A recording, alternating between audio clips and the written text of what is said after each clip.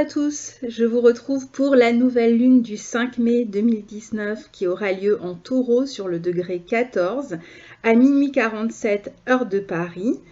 J'espère que vous allez bien. Donc là, on est sur une nouvelle lune très féconde dans ce signe du Taureau. C'est vrai qu'on est sur une terre extrêmement fertile.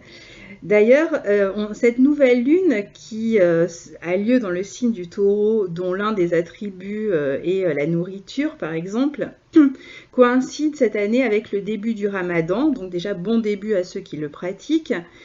Et exactement comme je le répète à chaque fois, comme le Ramadan démarre toujours au moment où le premier croissant de lune apparaît dans le ciel, eh bien ça va être la même chose pour tout le monde. Si vous voulez ancrer une action ce mois-ci et que vous avez envie qu'elle croisse, eh bien ce sera intéressant ou plus bénéfique pour vous si vous attendez justement quelques heures après la nouvelle lune, donc par exemple le matin quand vous vous réveillez à partir du 5 mai.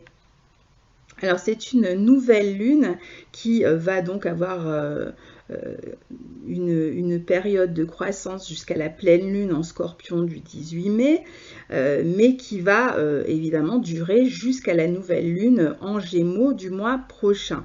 Dans cette nouvelle lune, on va avoir envie certainement de commencer à planter nos graines dans le but qu'elles s'ancrent dans la terre et qu'elles permettent à notre action de croître et surtout de bien s'implanter si on a envie que cette action dure dans le temps.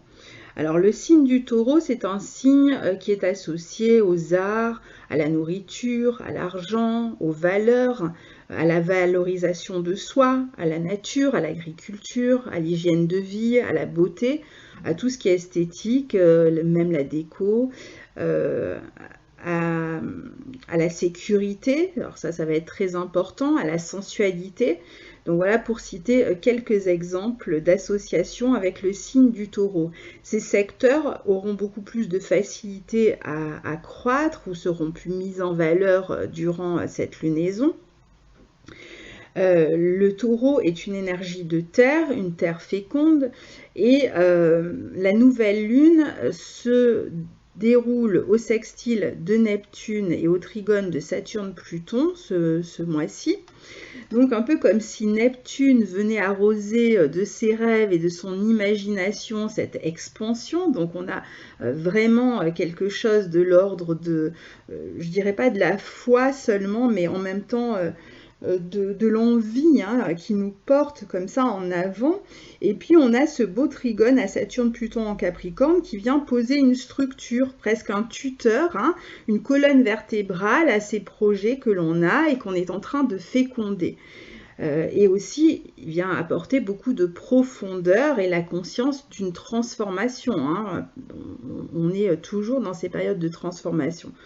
Donc le trigone à Saturne va permettre de se concentrer sur un projet, quel qu'il soit, que je vais appeler projet créatif, mais attention, je ne parle pas seulement d'art, car d'une manière ou d'une autre, de toute façon, ce projet sera créatif, comme n'importe quel projet, qu'il s'agisse d'une relation, d'un projet d'enfant, d'un projet artistique, d'un projet de création d'entreprise, etc.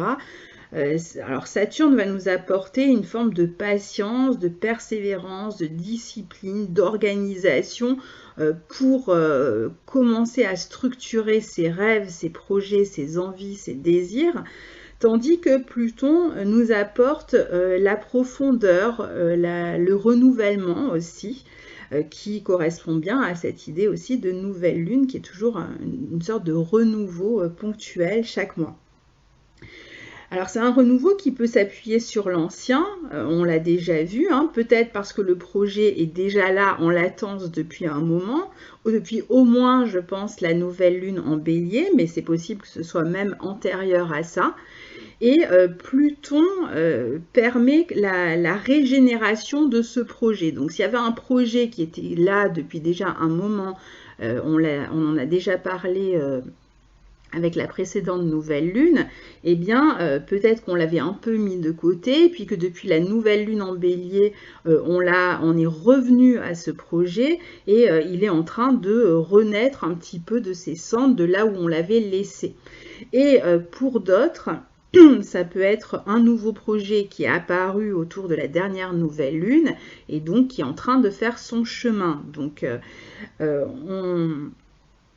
on va pouvoir, en tout cas, investir de son propre pouvoir ce projet, de sa propre puissance créative. Et c'est un peu comme si on allait l'aborder ce mois-ci en le débarrassant un peu des scories, des parasites qui l'entouraient.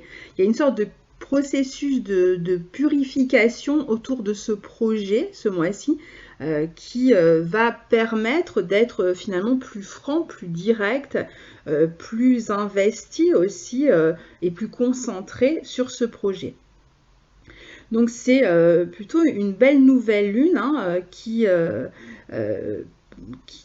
être vraiment intéressante en termes de progression. Et à savoir que c'est une belle nouvelle lune aussi pour tous ceux qui cherchent à prendre des nouvelles habitudes alimentaires ou d'hygiène de vie. C'est vraiment le moment de le faire. Mais c'est un aspect, en tout cas une nouvelle lune qui va bien au-delà de cette possibilité d'améliorer son hygiène de vie. Donc certes, c'est bien pour ceux qui en ont envie. Mais ce qui est intéressant à observer avec cette nouvelle lune, c'est qu'elle a lieu dans le signe du Taureau et qu'elle est donc gouvernée par Vénus, qui maîtrise le signe du Taureau et qui se trouve en Bélier, signe dans lequel elle est un peu, cette Vénus, aux antipodes d'elle-même. Le Bélier, c'est les angles, Vénus, c'est les rondeurs. Enfin, je veux dire, le Bélier, il agit seul, il est indépendant, il dit je, il avance. Vénus est plutôt une planète qui se relie aux autres, une planète relationnelle en tout cas, une planète de douceur.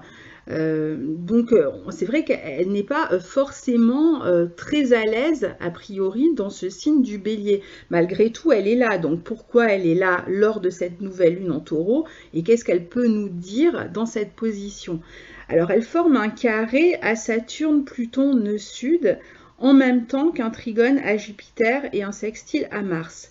Ces aspects étant tous exacts quelques jours plus tard après la nouvelle lune, vraiment sur l'espace de quelques jours, entre le 7 et le 10 mai, on va avoir Vénus qui va former précisément tous les aspects que je viens de citer. Donc il sera très intéressant d'observer ce qui se passe entre le 7 et le 10 mai. Donc on a vu que le trigone de la nouvelle lune à Pluton allait sans doute permettre de faire des changements importants, positifs et sans doute libérateurs, sachant que le Taureau recevant comme hôte Uranus cherche à se libérer en ce moment et pour les années qui viennent. Donc de quoi il cherche à se libérer? Notamment de certaines habitudes qui étaient devenues nocives, qui l'encombraient finalement, qui ne l'aidaient ni à s'exprimer ni à se valoriser, ce que normalement le signe du Taureau cherche à faire, ni à maintenir sereinement ce qu'il possédait, ni à augmenter ses possessions, ce qu'il aime bien faire en général aussi le Taureau, ni véritablement à croître.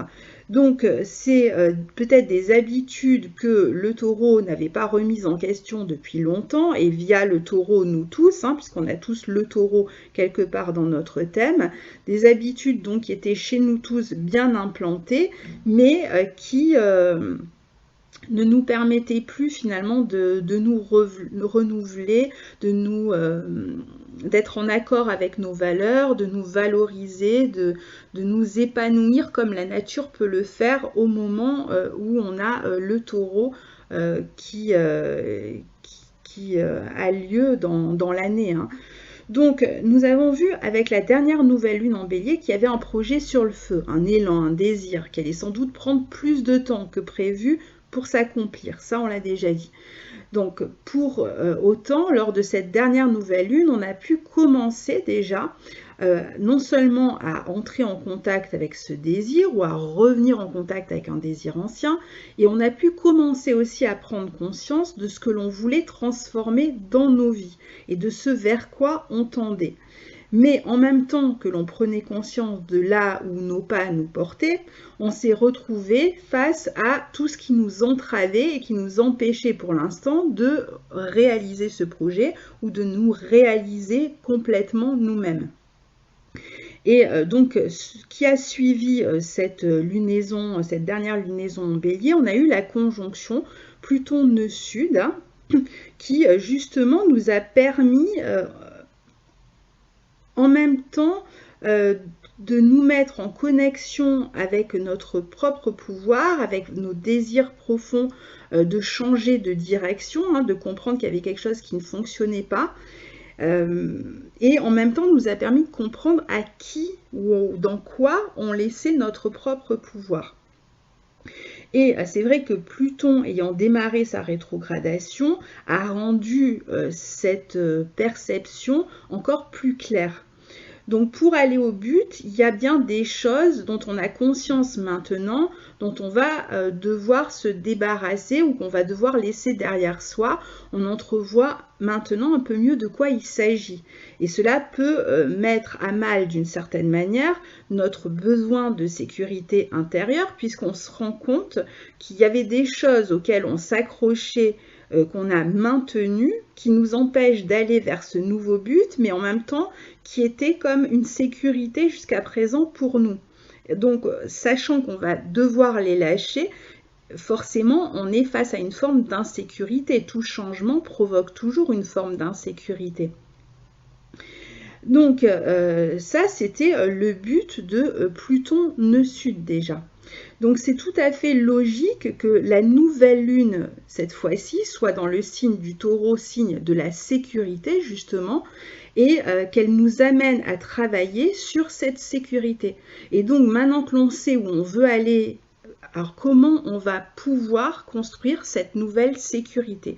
Comment on va pouvoir poser cette nouvelle assise, cette nouvelle stabilité ou ces nouvelles racines pour pouvoir créer ce but, ce projet ou arriver à ce lieu, à cette projection, ce qu'on a devant soi, là où on a envie d'aller, hein. Et bien justement la nouvelle lune en Taureau nous pousse, maintenant qu'on a déjà pris conscience de là où on voulait aller, de s'arrêter ou de travailler sur l'aspect pratique. Donc cette nouvelle lunaison va nous permettre de travailler sur l'aspect pratique et matériel de ces projets. Pour autant, c'est pas pour ça qu'on va réaliser ce projet tout de suite, hein. On est toujours pareil sur le plan des délais, hein. Mais bon, ce mois-ci, on va être amené, on a dit, un peu à purifier, hein, l'air, hein, à se concentrer finalement sur l'essentiel et un peu à couper avec tout ce qui parasite le projet. Et en même temps, on va essayer de chercher à poser des bases concrètes.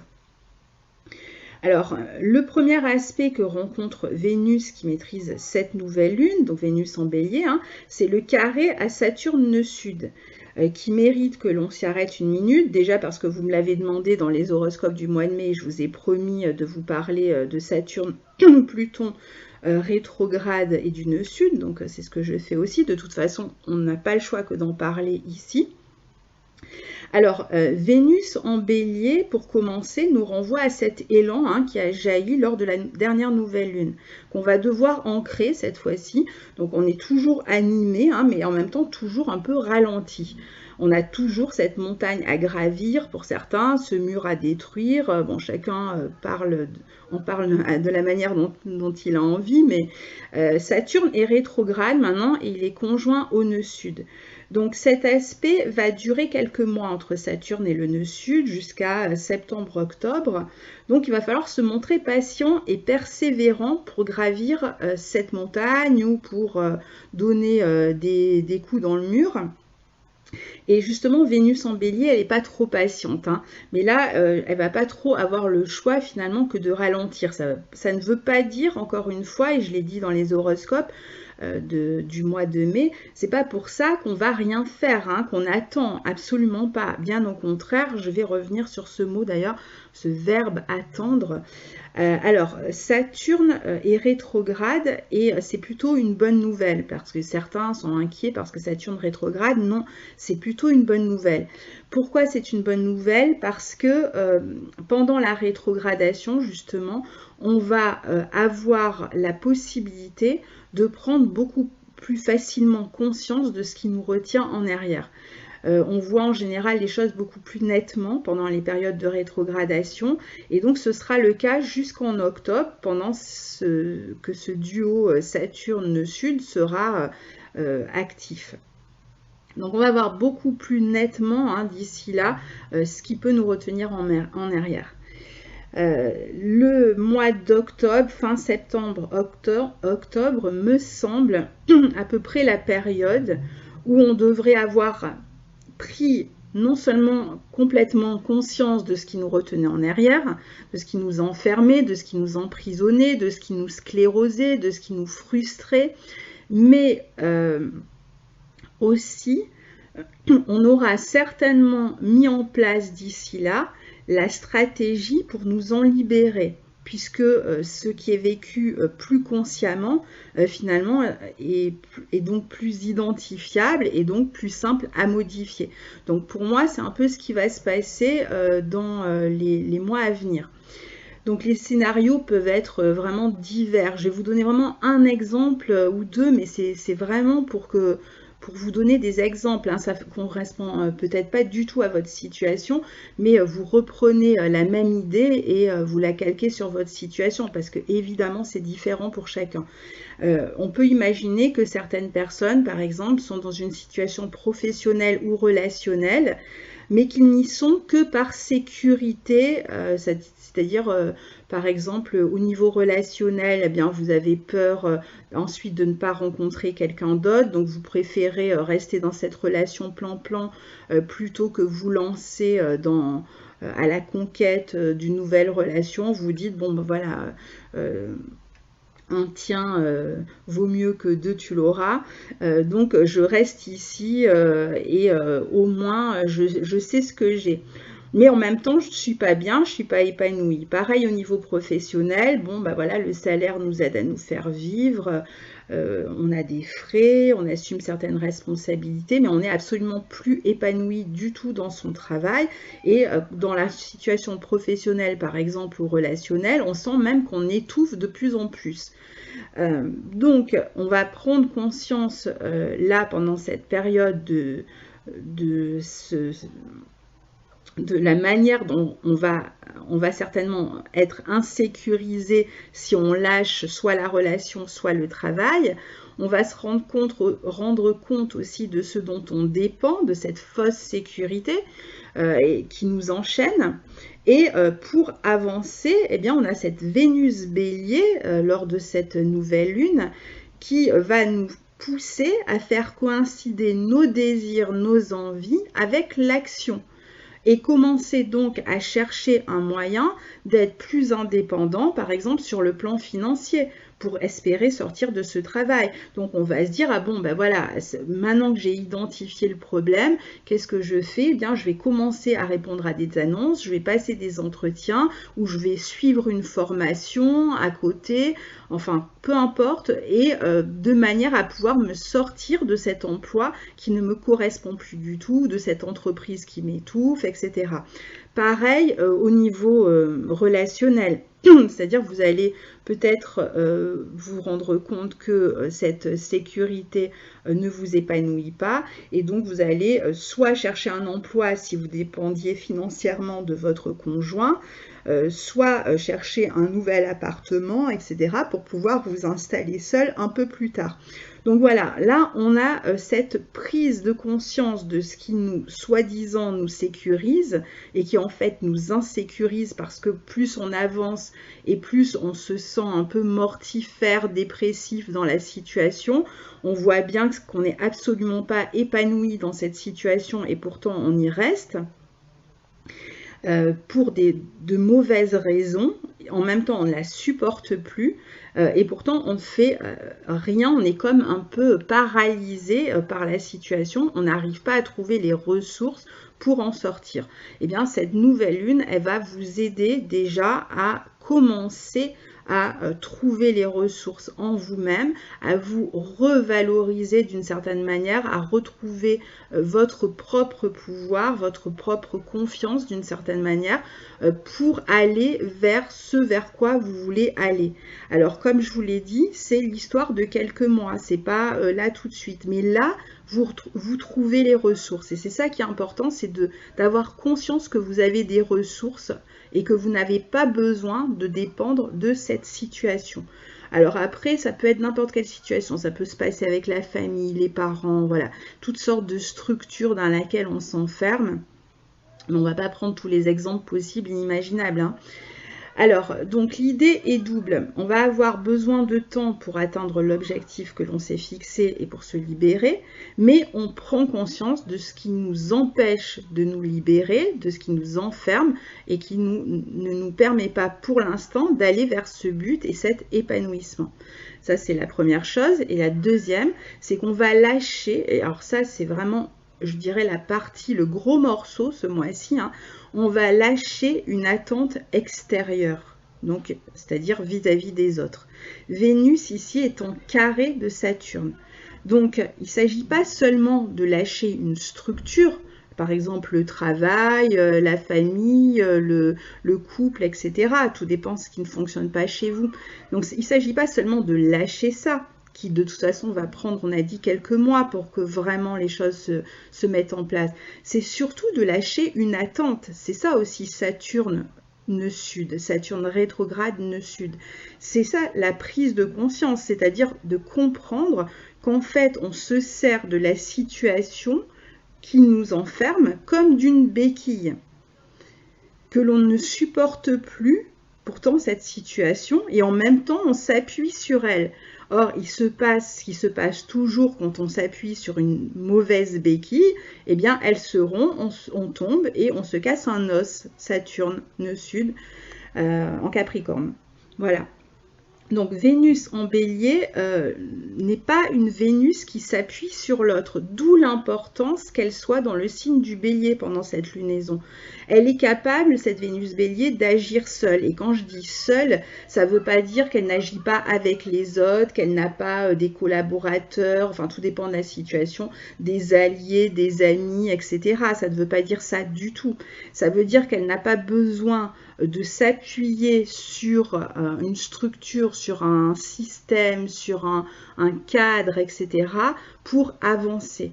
Elle est capable d'agir seule et pour elle-même et d'aller à la conquête. C'est une Vénus guerrière, donc elle part à la conquête de ce qu'elle désire, même sans appui. Et je dirais même surtout sans appui.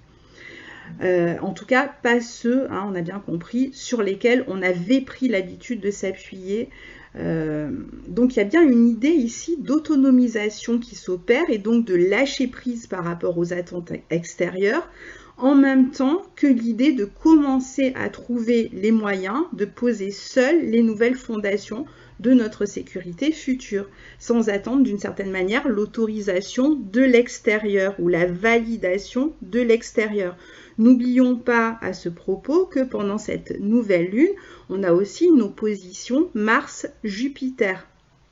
Mars Gémeaux à Jupiter en Sagittaire, qui n'attend pas la validation extérieure, qui n'attend pas que l'autre valide, mais qui part en quête au contraire de ses propres rêves et de ce qui l'anime. Là encore, on a un Mars, je cherche le mot, il y a un côté conquistador en fait dans cette opposition Mars-Jupiter, hein. Je trouve plus le mot que je voulais dire, mais il y a l'idée d'aller à la conquête de notre vérité, de notre authenticité, et de ne pas attendre que l'autre nous dise qu'elle est. D'ailleurs, Mars maîtrise cette Vénus qui est en Bélier, et ils sont tous les deux en très bel aspect. Donc Mars et Vénus sont en sextile, ils communiquent bien.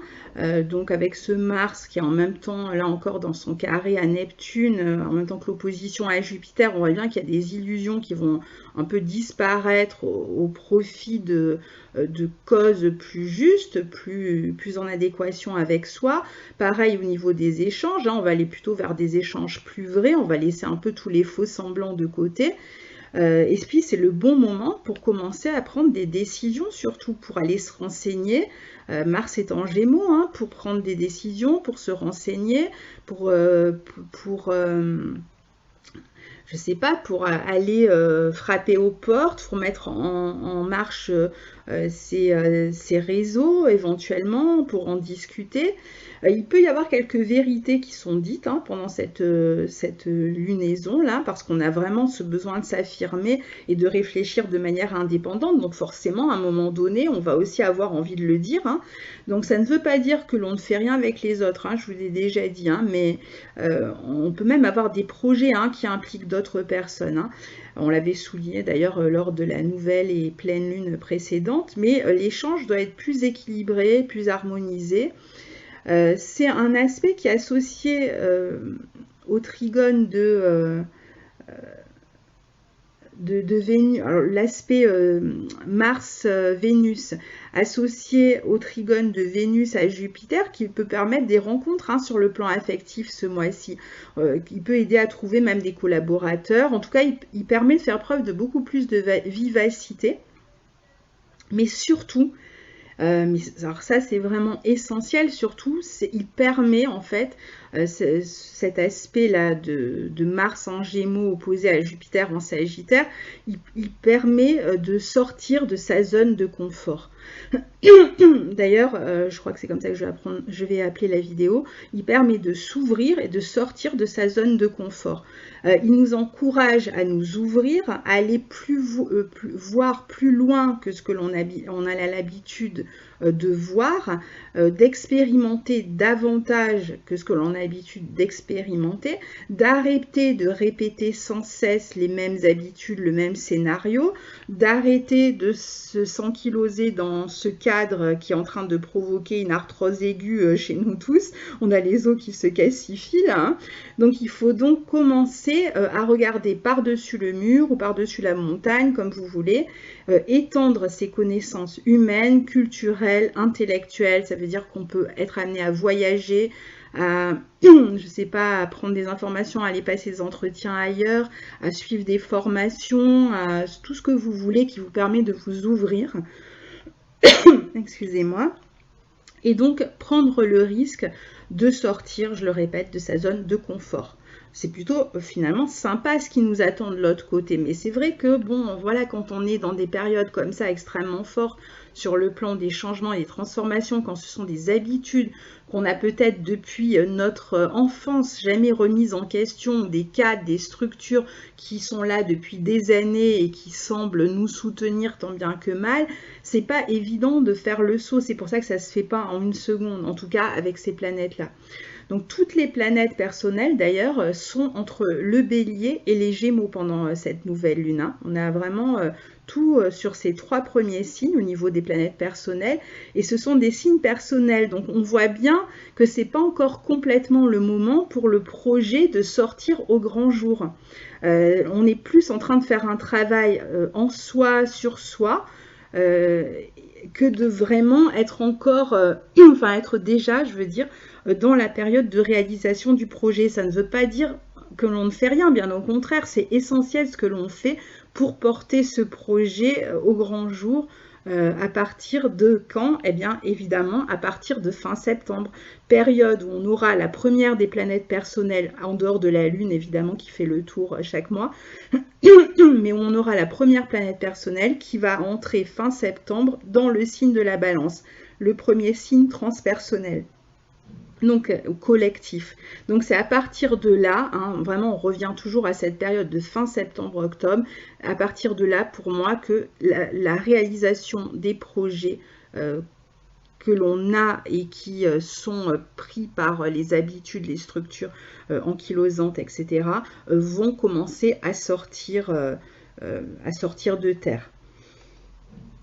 Donc c'est aussi en même temps qu'on arrivera sur la fin du cycle Saturne Sud. Donc on a vraiment cette correspondance-là. Donc voilà pour cette superbe nouvelle lune en taureau que j'espère vous vivrez à fond et dont j'espère aussi vous me direz des nouvelles sous la vidéo. Je vous lirai comme je le fais toujours, hein, parce que j'ai toujours énormément de plaisir à voir comment vous vivez vous-même ces énergies. À très bientôt, au revoir.